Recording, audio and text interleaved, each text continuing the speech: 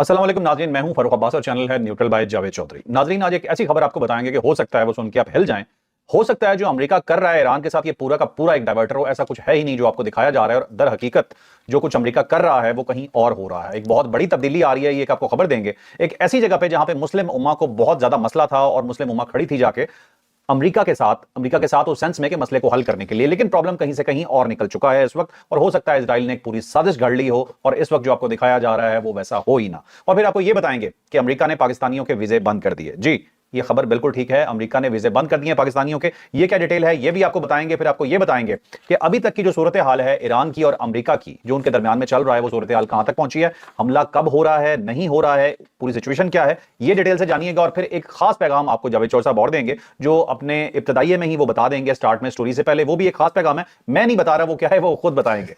अच्छा, और उसके बाद आपने एक चीज याद रखनी है कि आपने अगर जावेद चौधरी साहब के कॉलम पढ़ने हैं तो JavedCH.com पे जाना आपने बिल्कुल नहीं भूलना, वहां ये कॉलम पढ़िएगा। लाइक शेयर सब्सक्राइब चैनल आपने जरूर करना है। और अब चलते हैं अपने डिटेल वीलॉग की तरफ, और पहले सवाल से पहले चौधरी साहब का एक खास मैसेज। अब ये जो मैसेज है, ये बेसिकली अबसार आलम साहब का एक क्लिप है जो इस वक्त बड़ा वायरल हो रहा है, और उसके अंदर क्योंकि उन्होंने मेरा नाम भी लिया है, तो उसके बाद फिर ज़राए ने मुझसे रब्ता किया, और ज़राए का जो व्यू है मैं चाहता हूँ कि वो भी सबके सामने रख दिया जाए। अबसार आलम साहब ने उसके अंदर ये एतराज़ किया था कि ये जो इदारा है अफवाज पाकिस्तान का, इसके अंदर रिफ्ट है, और जो पुराने उस ज़माने के यूट्यूबर्स हैं उनको बनाया गया था, और जो लोग इनको बना रहे थे, जो इनके हैंडलर थे, वो अब भी इदारे के अंदर मौजूद हैं और वो इनको इन्फॉर्मेशन भी दे रहे हैं, और इदारा डिवाइड है और वहाँ पर लड़ाई चल रही है। कोई इस टाइप की उनका कोई वीलॉग था, और उसके अंदर कोई क्लिप था जो वायरल हुआ।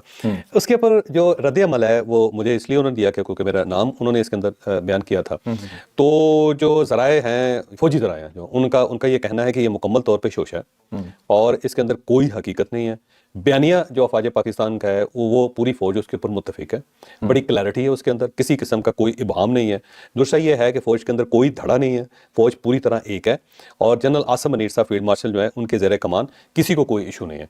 और जो लोग ये खबरें दे रहे हैं वो बेसिकली प्रोपेगेंडा कर रहे हैं, और वो मुल्क के साथ और इदारे के साथ हमदर्दी का इजहार नहीं कर रहे हैं, उनके साथ ज्यादती कर रहे हैं। और साथ साथ ये भी बताया गया कि ये जो लोग हैं, जो यूट्यूबर्स हैं, वो आधा सच बयान कर रहे हैं, आधा वो सच बयान नहीं करते, जहाँ पे सच बोलना चाहिए वो नहीं बोलते। दूसरा उन्होंने कहा जी कि बहुत सारे ऐसे लोग हैं जो पहले अफवाज पाकिस्तान के साथ थे, जैसे कि आदिल राजा, और वो आदिल राजा साहब जो हैं क्योंकि इदारे का हिस्सा रहे हैं, उसके बाद वो मुनर्रफ हो गए, बाहर चले गए, और अब वो जो मालूमात दे रहे हैं वो मालूमात को खास नहीं है। मसलन वो जब किसी इदारे का जिक्र करते हैं या किसी जगह का जिक्र करते हैं तो वो तो वैसे ऑब्वियस है, सबको पता है कि जब भी मीटिंग होगी इस हाल के अंदर होगी, और जब भी मीटिंग होगी आर्मी चीफ की तो उसमें कोर कमांडर्स भी होंगे और वो सारे बाकी कमांडर्स भी होंगे, उसमें ISI के चीफ भी होंगे। तो जब इस टाइप की कोई मीटिंग होती है और उसके बारे में जब इंफॉर्मेशन दी जाती है तो इंफॉर्मेशन हाफ इंफॉर्मेशन होती है। वो जो पुराना उनका एक्सपोजर है उसकी बुनियाद पे कह देते हैं कि जी GHQ के अंदर मीटिंग हुई, GHQ के कॉन्फ्रेंस हॉल के अंदर हुई, उसके अंदर कोर कमांडर्स भी शामिल थे, सबको पता है, ऑब्वियस है कोर कमांडर शामिल, लेकिन जो कुछ वहाँ पे डिस्कस हुआ उसके बारे में उनके पास कोई मालूमात नहीं होती, और वो लोगों को गुमराह करते हैं और डिस्टार्ट करते हैं लोगों को। और साथ साथ क्योंकि अबसार आलम ने कहा था कि आस्तीनों के अंदर बुत छुपे हुए हैं या सांप छुपे हुए हैं जो उनको डस रहे हैं, तो उन्होंने कहा जी कोई सांप नहीं है और कोई हमें डस नहीं रहा, कोई बुत नहीं है, बड़ी क्लैरिटी है, किसी किस्म का कोई इशू नहीं है, और अगर हुआ तो हम आपको खुद ही बता दें। तो ये एक मैसेज था, मैंने कहा उसके ऊपर जो है ना वो बता दिया जाए कि दूसरी तरफ से भी ये व्यू आया अबसार आलम साहब की बात पे। चले, बिल्कुल सही, चलें जी वीलॉग स्टार्ट करते हैं अपना। जी, पहला सवाल ही हमारा बड़ा डेंजरस है कि गजा में जो हो रहा है, क्या अमेरिका कोई वारदात डाल रहा है जो हमें दिखा रहा है वो है ही नहीं, ये सजी दिखा के खबी मारने वाली पॉलिसी है क्या, ये जानते हैं। अब दो वाकयात हो रहे हैं बैक वक्त, और दोनों के अंदर आलम इस्लाम फंसा हुआ है। एक तो ईरान के ऊपर हमले का ऐलान किया जा रहा है, और अभी बल्कि राइटर की स्टोरी में देख रहा था कि 24 घंटे के अंदर अंदर हमला होने का इम्कान है, और डोनाल्ड ट्रंप ने हमले की बाकायदा क्लियरेंस दे दी है और उनको सब कुछ बता दिया गया है कि जनाब हमारी तैयारी ये है, बल्कि एक रूट भी बताया गया है कि अगर हमारे जहाज जाएंगे तो ईरान को कैसे स्ट्राइक करेंगे।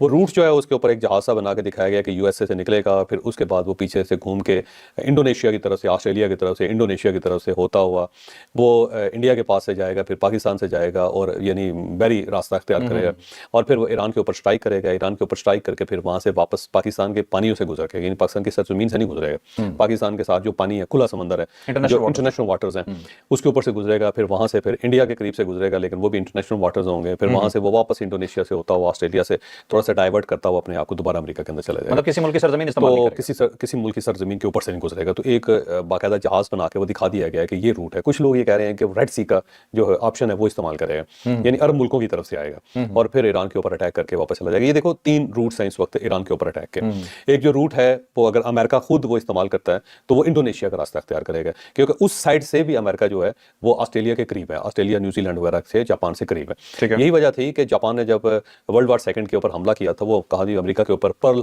हार्बर के ऊपर हमला हो गया।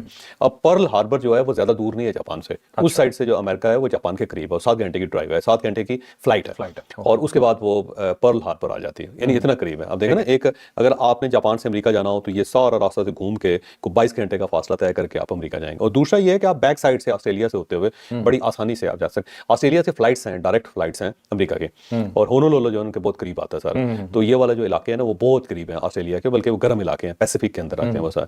तो वो भी एक ऑप्शन रूट है कि आप इंडोनेशिया से होते हुए, उसके करीब से होते हुए, समुद्रों से होते हुए आप बिल्कुल आके ईरान के ऊपर अटैक करके वहां से वापस भी जा सकते हैं। दूसरा जो रास्ता है वो रशिया का रास्ता है कि अगर फर्ज करें कि आपने आना है और अमेरिकन से आना है तो वो फिर रशिया का रास्ता तैयार करेंगे, अमेरिका से निकलेंगे और ऊपर से ऑस्ट्रेलिया से, न्यूजीलैंड से होते हुए, उसके साथ साथ फिर जापान से होते हुए, फिर उसके साथ साथ साइबेरिया से होते हुए सारा रशिया क्रॉस करके आप ईरान के ऊपर अटैक करके उस साइड से भी जा सकते हैं। और थर्ड जो रास्ता है वो यही है कि आप अटलांटिक ओशन को क्रॉस करेंगे और क्रॉस करने के बाद फिर आप अरब मुल्कों के ऊपर से गुजरेंगे और अरब मुल्कों के ऊपर से गुजर के आप ईरान के ऊपर अटैक करके वहां से वापस आएंगे।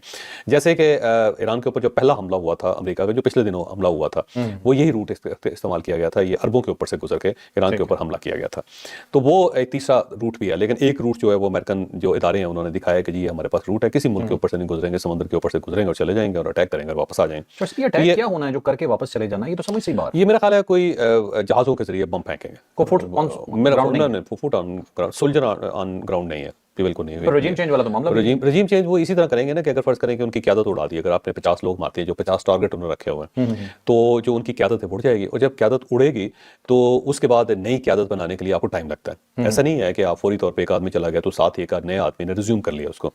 वो एक क्राइसिस पैदा होता है उसके अंदर, और उस क्राइसिस में अगर पब्लिक बाहर आ जाती है तो फिर आपके पास कोई ऑप्शन नहीं होता। तो वो मेरा ख्याल है ये मीडियम इस्तेमाल करेंगे, उन्होंने टारगेट करना है कुछ बड़ी बिल्डिंग्स को और कुछ लोगों को, जो 50 के करीब लोग हैं जो इस वक्त पूरा सिस्टम चला रहे हैं ईरान का, और जब वो टारगेट हो जाएंगे तो फिर पब्लिक बाहर आ जाएगी और साथ ही आर्मी से रिवोल्ट हो जाएगी। जो अमेरिकन का ख्याल है कि एयरफोर्स काम करना बंद कर देगी, उनकी नेवी काम करना बंद कर देगी, फिर उनकी जो फौज है, बड़ी फौज है, वो काम करना बंद कर देगी। साइकोलॉजिकल वॉरफेयर नहीं लग रहा कि ऐसे होता है। वो जो मिसाइल का हेड है, जो मिसाइल उनकी यूनिट का हेड है, कोर का, मिसाइल कोर का उनका जो हेड है, उसको मार देंगे और उसके बाद नया जो अपॉइंट करने के लिए आपके पास टाइम चाहिए।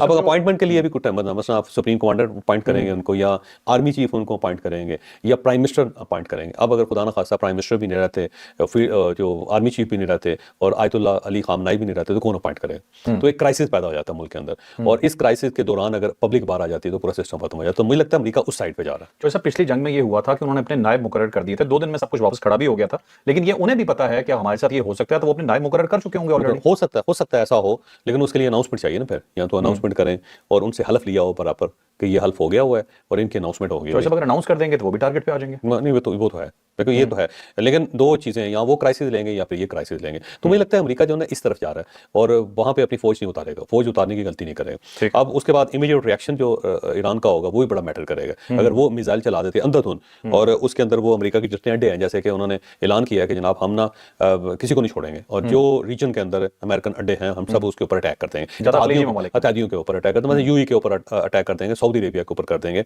और साथ साथ टर्की के ऊपर कर देंगे, जो करीब तरीन उनके अड्डे हैं वो ये है।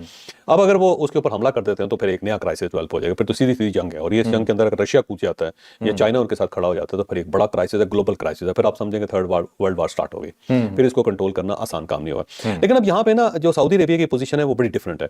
सऊदी अरेबिया ने फौरी तौर पर कह दिया कि जनाब हम तो मुखालफत कर रहे हैं, उन्होंने बल्कि वार्न किया है डोनाल्ड ट्रंप को कि आप बिल्कुल ये ना कीजिएगा, क्योंकि जो ही आप ये करेंगे तो